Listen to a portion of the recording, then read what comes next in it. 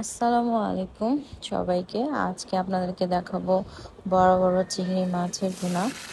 এখানে আমি গরম তেলের মধ্যে পেঁয়াজ লাল করে নিয়েছি। একটু ব্রাউন কালার যখন হয়ে এসেছিল তখন আমি চিংড়ি মাছগুলো দিয়ে আবার ভালোভাবে ভেজে নিচ্ছি।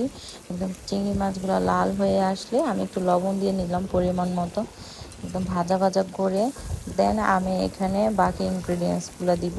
যে চিংড়ি মাছটা আপনারা দেখতে পাচ্ছেন লাল হয়ে এসেছে, এখানে একটু আদা একটু রসুন দিয়ে নিলাম, অল্প পরিমাণের আদা রসুন, যেন কোনো বাজে গন্ধ না আসে। হলুদের গুঁড়ো, মরিচের গুঁড়ো এবং ধনিয়ার গুঁড়ো দিয়ে দিলাম, সব কিছু 1 টেবিল চামচ করেই দিয়েছি।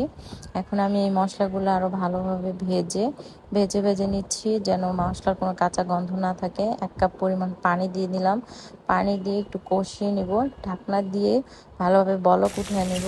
বলক উঠে আসলে আবার ঢাকনাটা খুলে নাড়াচাড়া করে নিব। আপনারা দেখতে পাচ্ছেন চিংড়ি মাছগুলো একদম সুন্দরভাবে হয়ে এসেছে। কাঁচামরিচ দিয়ে দিলাম লাস্ট টাইমে, কাঁচামরিচ দিয়ে আবার একটু নেড়ে চেড়ে নিচ্ছি যেন সুন্দরভাবে কাঁচামরিচ ফ্লেভারটা আসে। মাশাল্লাহ খুব ভালো হয়েছে চিংড়ি মাছটা, দেখতে কালারটাও যা এসেছে না, একদম দেশি চিংড়ি, এজন্য এরকম একটা কালার এসেছে। দেশি চিংড়ি না হলে এরকম কালারটা আসে না। আমার অলমোস্ট রান্না শেষ। এখন আমি একটা প্লেটে উঠিয়ে নিব, প্লেটে উঠিয়ে পরিবেশন করব। আমার চিংড়ি মাছ রান্না শেষ, দেখতে পাচ্ছেন। কার কার ভালো লেগেছে please like, comment and share করে দেবেন।